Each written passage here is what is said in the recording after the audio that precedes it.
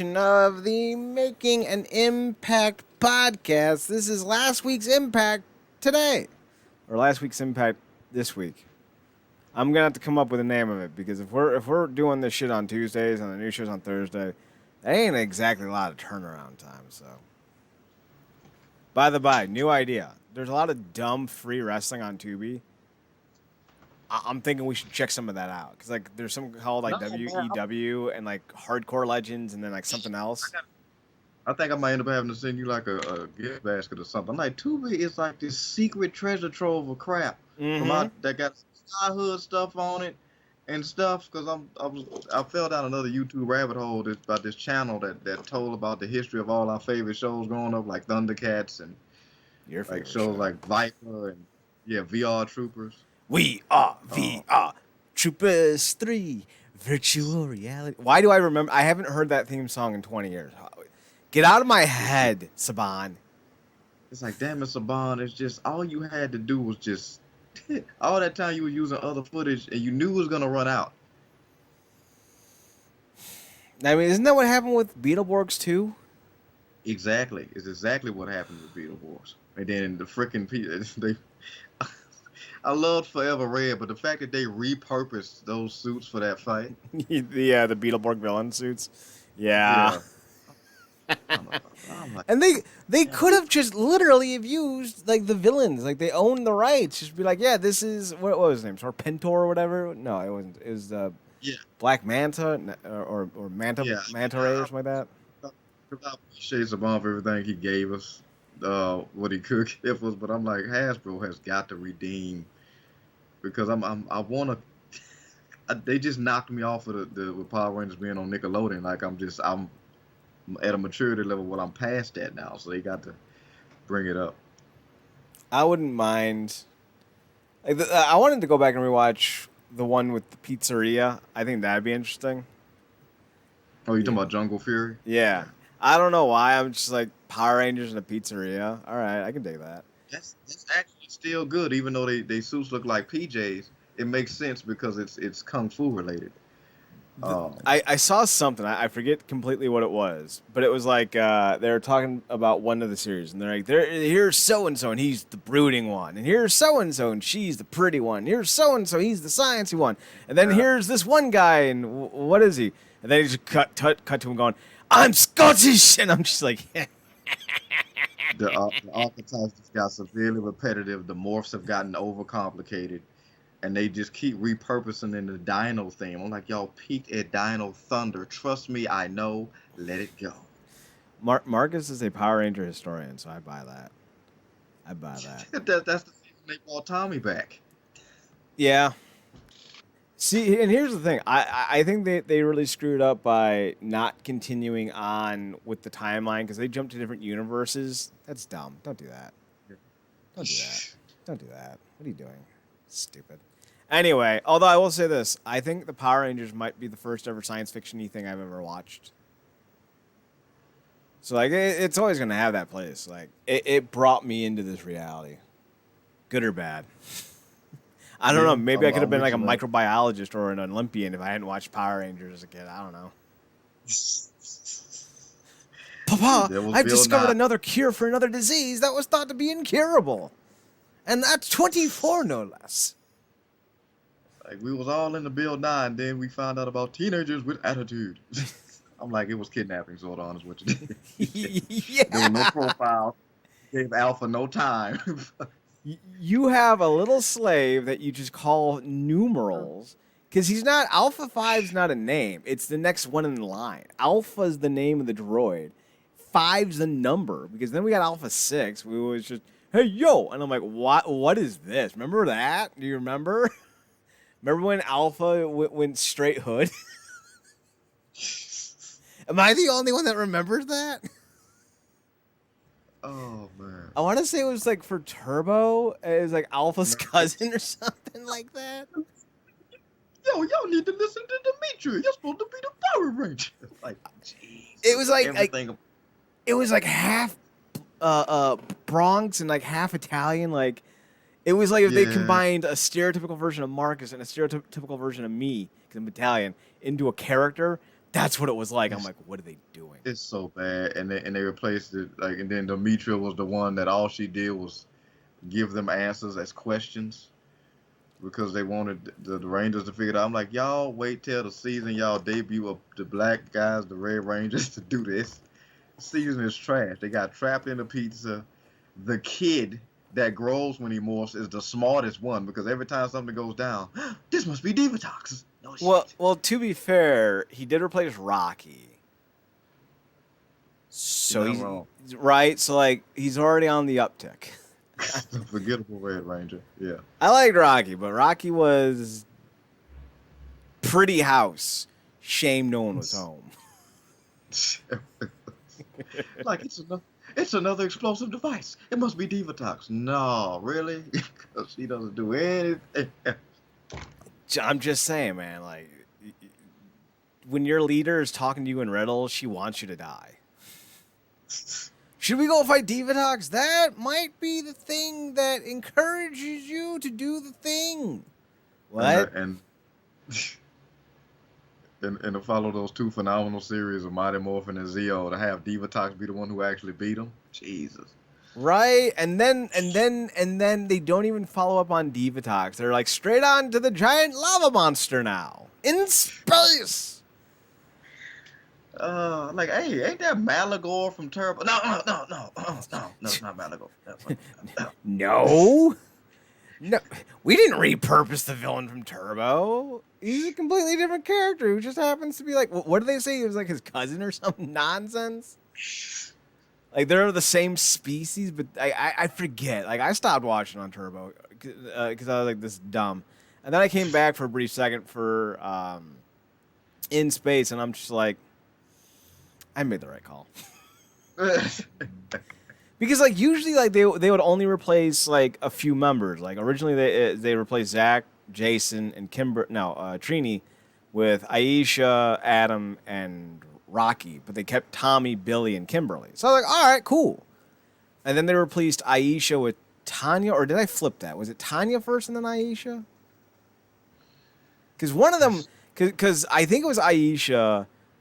Yeah, I'm trying to see. It was because obviously RP Trini. Trini's the OG. Mm-hmm. She got replaced because something happened where one of them was a kid and then all of a sudden grew up.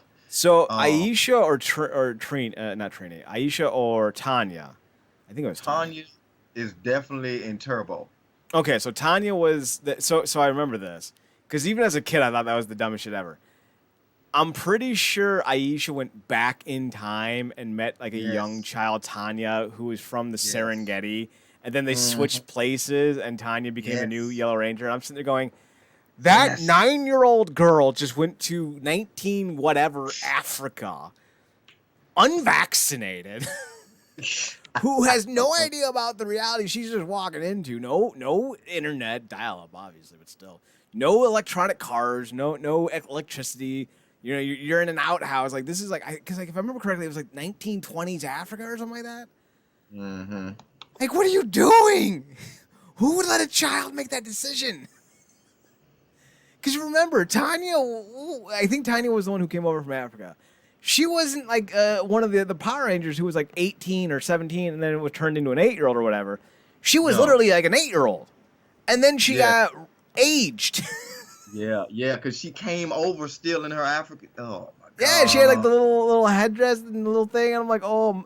And now, granted, adult Tanya. Granted, it was always Cat. Like Cat was mine, but then Tanya was my number 2. I was like, We're supposed to be talking about Impact. We'll get to it. I feel. So anyway. So they changed out Tanya, but they still had Adam. You know, I already got into Adam, Tommy, and then they had Kimberly, and then Kimberly became Cat. So I was all fine with that. Like, you're making small changes. But then they went to Turbo, and they replaced Billy with Schmuckle-Doodle-Doo, whatever his name was. Giblet, Bob, Nathaniel, Douchebag. I don't know what his name was. He's a kid. He's like 10. Oh my god, Power Ranger now. I'm like, wow, this is dumb. We've gone full stupid. Yeah. And I'm like, what was that? Justin. 12, 11? Justin. I'm Yeah. his age, and I thought it was stupid.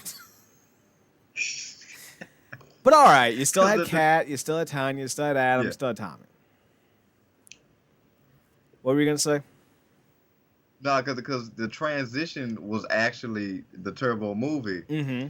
because they were doing this charity fight tournament, and Adam like over rotated on the spin kick and flew out of the ring and hurt his back real bad. Justin went to visit him. The Rangers came to visit him for whatever reason. Justin hid under the bed, uh, and then they had to teleport out of the room. And then you hear all that? You guys are the Power Rangers, and then for whatever reason, which was shittily explained, they needed to go from the Zeo to the Turbo Powers because of the Bermuda Triangle and Larago's key, and that whole thing. Just Best part was that Adam was in the blue corner for the sake of argument. He did a spin kick and he landed like 4 feet away from the blue corner. But then you see him fly like another 12 feet over the red corner. He's like, ah! And I'm like, you weren't even close. Who are you, Ric Flair? oh man. So, all right, so they had those 4, and that was cool. But then they're like, yeah, we're replacing all 4 of these dudes. And I'm like, but I don't like Justin, and now I don't know who these guys are, so I have no reason to stick around. So I stopped watching because I'm like, I don't know who these dudes are. I don't care. I think I would have stuck around if they had kept 1 or 2, or had gotten rid of Justin. Oh no, Justin's dead. Oh no. It's so sad. Maybe don't let a 10-year-old drive a giant monster truck. I don't know, just common sense here. But yeah, so like when they made that change, I had no connection to the new characters, and I'm like, I'm getting too old for this. I'm an adult now. I'm 12. If only my dumbass knew. If only my dumbass knew. Don't be in a rush to grow up, young Chad. Adulthood kind of sucks. So anyway, speaking of sucks, this episode of Impact didn't. I liked it. It was solid. Funny thing was, when I sat down to watch it today, Marcus, I was like, did I already watch this? Got through like 3 seconds. I'm like, oh my God, I already watched this. And also, you know why? If you just go through the clips on Twitter, you basically watched it. Yeah, that's true. Although I actually did watch it last Thursday during.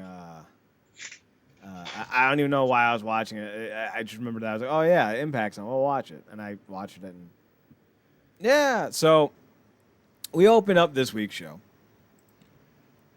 I thought we opened up with the Jay White stuff, but according to the Impact review on Impact.com, we didn't. We opened up with Bey versus Rohit. So maybe I had a Mandela effect going on. So Rohit opens up with Bey. Not Bey. I'm right with Bey. There was a little subtext, pretext, because this is the episode following Slammiversary. And I think we'd gotten Jay White talking to Chris Bey beforehand or just right afterhand. And talking about, hey, you want to be in the BEYllet Club? I'm surprised Bey didn't say, sure, if we can rename it the BEYllet Club. The Bullet Bay. It's funny, man, because Jay White to me got a different, and apropos, because it's a completely different environment and narrative, I guess, in New Japan. But like I like he was like, look, man, I dig you. I'm just trying to extend some, specifically a talent that I think could really aid what I'm trying to do. And I get that you want to walk alone, but watch Slammiversary. What happened there when you tried to walk with the little hand motions alone? This offer expires and however many weeks and just walked off, which is like, look, man, like Bey's good, but he's had multiple title shots and multiple opportunities, hadn't got the job done, so maybe he needs a change of scenery, if you will. So see, I know everything you said. I was paying attention, but all I heard when you said walked alone is I can't do nothing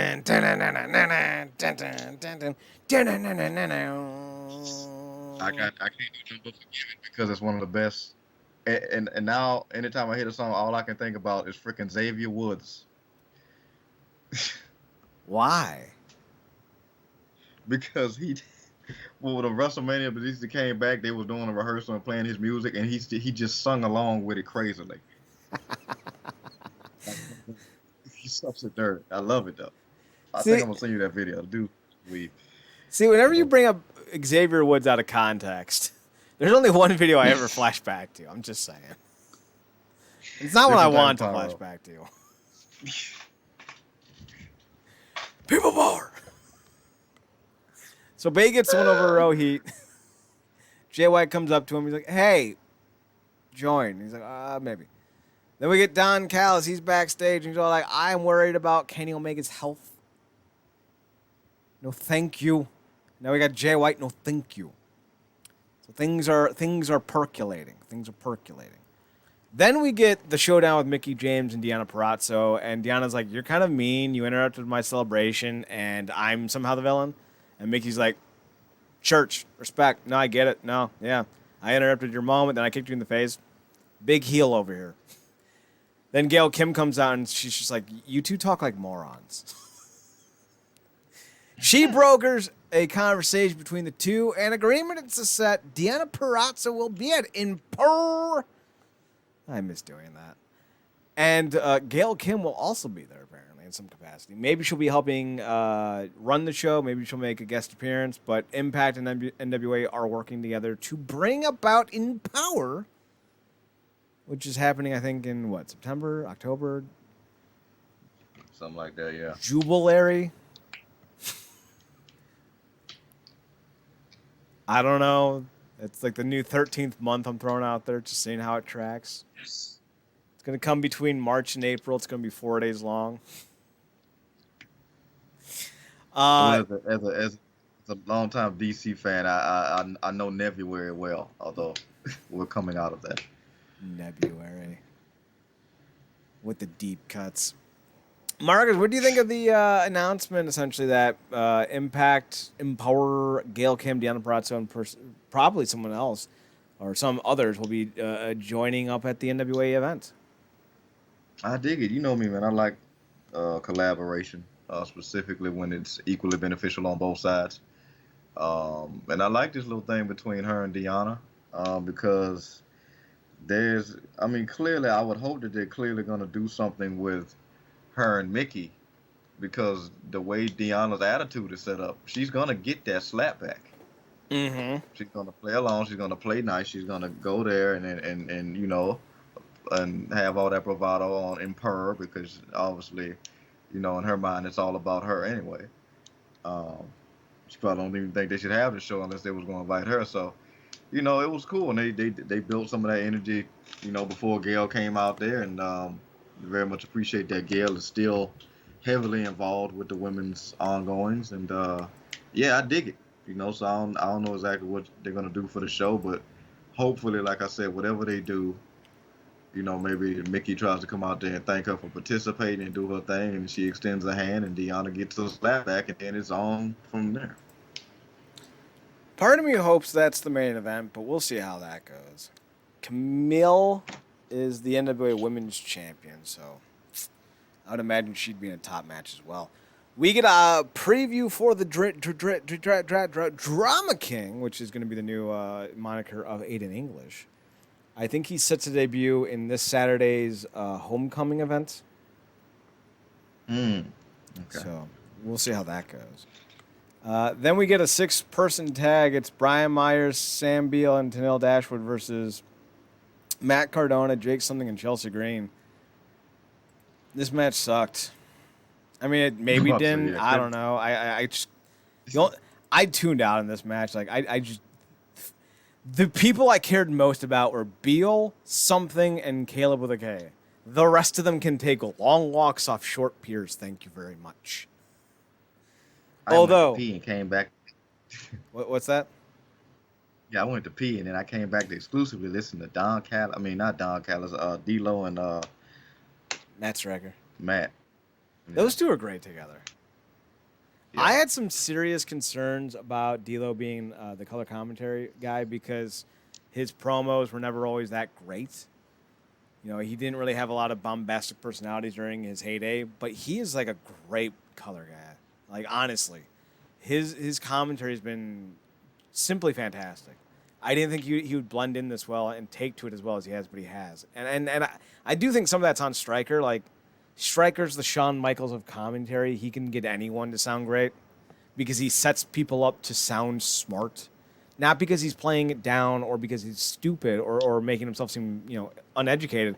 But Stryker does a great job of setting up D'Lo for D'Lo to explain things, so he's by proxy making D'Lo sound really good because he knows how to introduce another person into the conversation. It's fantastic. Yeah, yeah, yeah, yeah. First off, next time just say Josh. Two, uh, No, Josh. No, thank you. uneducated and overbearing.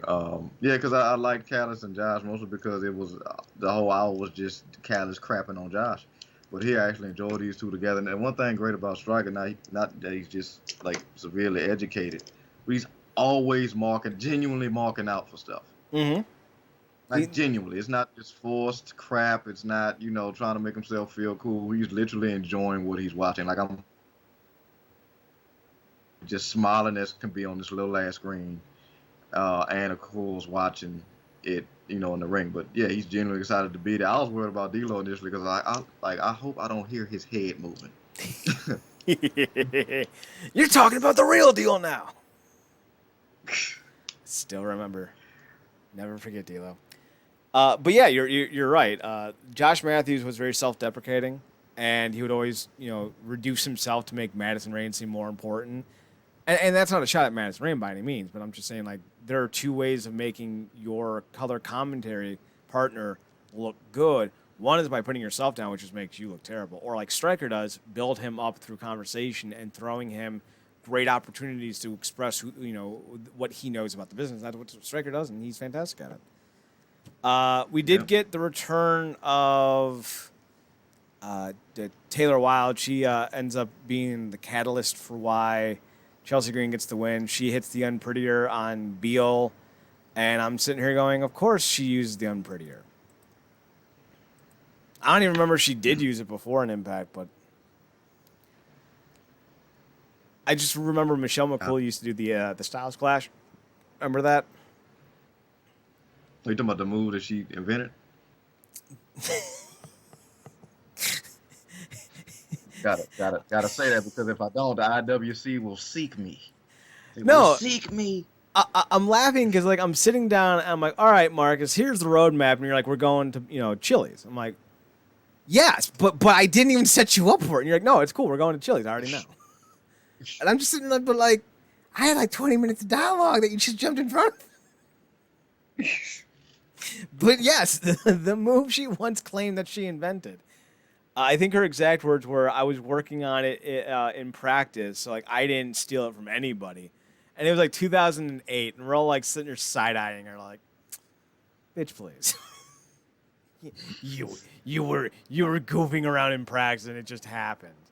Oh, I'm sure. I mean, maybe it did happen that way.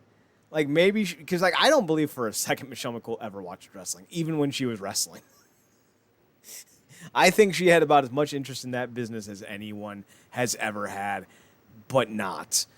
So I could easily see them going, "Oh yeah, that was a move AJ Styles uses," and she goes, "Well, it's mine now. I came up with it by myself. I don't watch TNA. I mean, what's that promotion called?"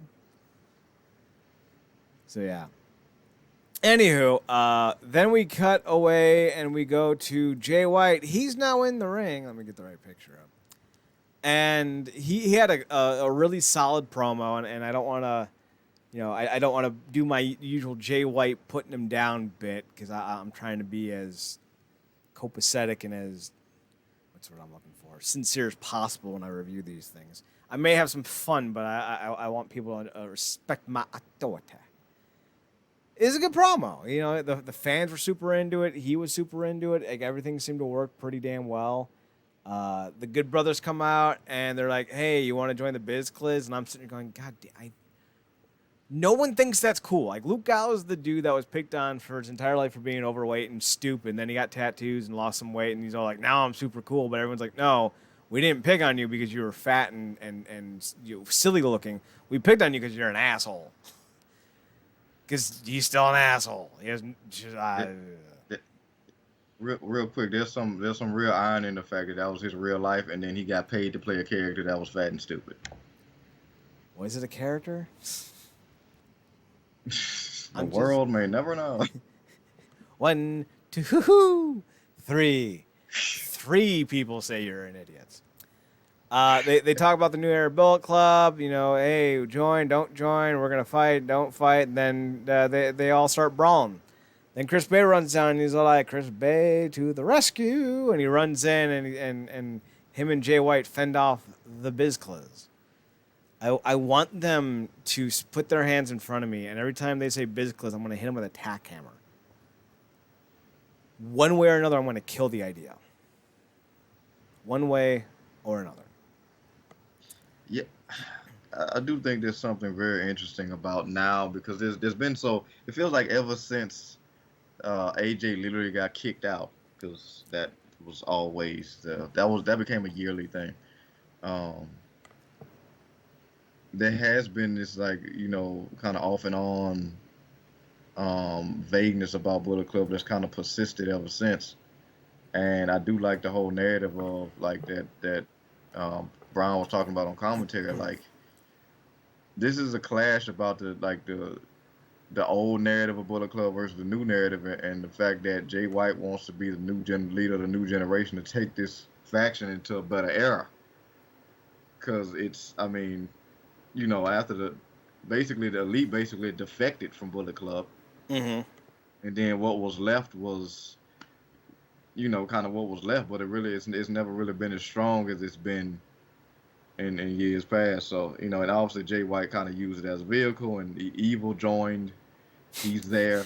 That was his thing. Oh, I forgot. If that doesn't tell you the stability of the faction's been for the past however many years, look no further. So, I like this whole idea that like, look, there is no more of whatever the freak you think the Bullet Club was with this BEYllet as crap. It's what I'm saying it is. It's what I'm gonna make it here going forward. And you two fossils, you who peaked in a G1 you didn't win, and well, you never peaked. So that was great. That was great. Now you get bonus points for crapping on that. Yes. He also called out Dave Finlay because I guess part of the agreement was that they would help promote New Japan's Resurgent, which is happening in LA on the 14th. Finlay and Jay White are going head to head with the Never Openweight Championship on the line. I think one of the things that is helping Jay White, I guess, sustain himself or get over to whatever end that he's getting over on is the fact that the Never Openweight Championship has essentially jumped to third in the title hierarchy behind the U.S. title. And it may even be like an adjunct title to the U.S. title in terms of like there might not be a third title between them. It's probably the World Heavyweight Championship, and then you have the Openweight and the U.S. title probably on the same ground. So I think that does help. Plus, didn't Jay White defeat Tanahashi to win it? Yeah, he did. And Pana beat my guy, Shingo. And then Shingo won So the I world mean, title. yeah. So I mean, the lineage and legitimacy is there because nothing but tough SOBs have held that title. Minoru, Shingo, um, obviously Shibata, um, Ishii. So there's nothing but Goto. credibility and all. Yeah, Goto. Shout out my boy Goto. So legitimacy there, and then also again Taichi, the freaking your U.S. favorite wrestler. is still on excursion. Damn allergies. But uh, but yeah, the U.S. is still on excursion. But yeah, like you said, I mean that's right because taking the IC off the map, the Neville instantaneously jumped. Mm-hmm. So yeah. I was joking about Taichi winning the title, and then I looked it up. He did win it twice, apparently. Right? Like, so there's been how many? 33 title changes since 2012, with Masato Tanaka winning the first time. Look at that. And ironically enough, Tanaka defeated Carl Anderson to win it. It time's a flat circle. And if you ask Flip Gordon, so is the Earth. Flip, you're a moron. We then get a promo with with Josh Alexander, and he's talking about how he's going to make the X Division title the new top title in Impact. And then Kenny Omega walks up and kind of goes like, "That's adorable." And Josh Alexander's just kind of staring at him with that look in his eye that says, "I'm going to hit you so hard, the hair on the top of your head is going to turn into your pubis." And because it's Alexander, I 100% believe he's physically capable of that actually going down. He seems very angry. No, no, it was good. He was like, "Look, man, I ain't Swan or Callahan. I'll kill you." Yeah, I mean, he's not wrong. We also got an Eddie and Morrissey street fight that happened, and the only reason I'm bringing that up is because it was announced that Eddie and Davey will be joining forces at like a WRW or XWR or Revolver. I think it's Revolver Wrestling is where they're doing it. So Eddie and Davey are returning at Revolver Wrestling as a tag team for the first time in 4 or 5 years. It's actually going to happen in Iowa. I might actually go take a trip. We'll see. I think it's happening in October 30th. So we'll see. Also, Alex Shelley has been cleared to return. He's going to be making his return on an indie show. So we should be seeing Alex Shelley probably the next set of tapings. Could be interesting. Next week we get challenged by the Machine Gun, Carl Anderson, and the Big LG. They're taking on Chris Bay and Jay White. I completely forgot that their name was the Good Brothers for a second. The things I want to forget. Next match, though, is Ace Austin and Fulton versus FinJuice. Love me some Juice Robinson. It's good to see Dave Finlay getting himself in proper shape. Eddie, take some notes. They have a match. It's fine. There's nothing to write home about, but FinJuice does go over, so I'm a happy lad. Any thoughts on this one? No, it was solid, fair, regular stuff. Not nothing too special. FinJuice goes over, right? Yeah. As they should. And yeah, Fulton, like again, Fulton's just the big security man. So Then we get Willie Mack and Rich Swann. They're cutting a promo. It's good to see them getting actual airtime as a unit. They were talking about Violent by Design, and then the lights go out, and Violent by Design's behind them, and then they beat them up Brood style. Down was Silent by Design. Brood by Design. Gangrel's the actual leader. It's just Eric. It's Gangrel and an Eric Young mask. Yeah, but we also must, for any of our listeners that may suffer from or think they might suffer from epilepsy, you just read what happened. Yep. That's a good point. We then get Scott D'Amore making an announcement for next week. It's Sabin versus Moose. I'm here for it. They then highlight that Steve Macklin's going to be facing off with Trey Miguel at BTI next Thursday. And then we get some recap stuff. But then the main event's the Knockouts title. It's the champs, Rosemary and Jessica Havoc versus Faya and Flava, Kiera Hogan and Tasha Steelz. Solid match, nothing to write home about. It's definitely a skippable moment if you're just looking to catch up on the actual advancements of storylines. You don't need to watch this one. But if you're a fan of Kiera Hogan, I would suggest it because this is her last match in Impact. She's officially done with the company. I know that breaks Marcus's heart. Yeah. He's a sad boy. It's okay. We're used to this as Impact fans. We're used to seeing our favorites just disappear. Yeah. Thankfully, only 2 of them have been murdered to get off screen. And one of them has come back. I just want a scene where Mickey's talking about Empower, and like James Storms is like walking behind her, like just on his way, and like he's holding this like the hand of a kid, and like he stops behind Mickey James as Mickey's talking, and he just tells his son, "Hey, go get your train, go get your train," and Mickey just turns and looks at him, and James just waves, and then the kid's like comes running by going choo choo with the little train. Oh, that would be adorable. I need to see that segment. So that was Impact. Final thoughts, Marcus. What are they? Solid show. If you want to, just kind of nitpick through or whatever. Like I said, go watch. Like I said, essentially Kiera's last match, and then most of the Jay White stuff. Um, we had nothing too big. They were basically setting up big stuff for next week, and obviously, like you said, you got a show this Saturday, right? So Mm-hmm. a special. So Impact be on the Plus. lookout for that. Yeah, but be on the lookout for that. Good stuff. Good stuff.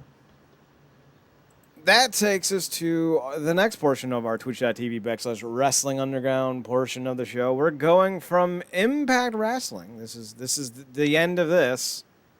If you're listening live on the Twitch, we're starting our Lucha Look Back, episode 4. I don't have a title for it, but we'll have one when we export it. So we're going to do a little wrap-up, and then we'll kick it over to Lucha. It's realnerdcorp.com, REALNERDCORP.com. Twitter's NERDCORP. Instagram is realnerdcorp, although we don't use our Instagram anymore. Twitter for Marcus is Paradox Kid, PARADOXKID. That's me. You can also find him on his other podcast, The True Penny Show, TRUEPENNYSHOW, on Twitter at True Penny Show on Twitter. You can also find me on Twitter at Chad Nerdcorp, CHADNERDCORP, and on Instagram at Chad's Photo Hut. For Marcus Green, I'm Chad Porter. We're going on over to Lucha Underground, so we're not going to do our usual outro.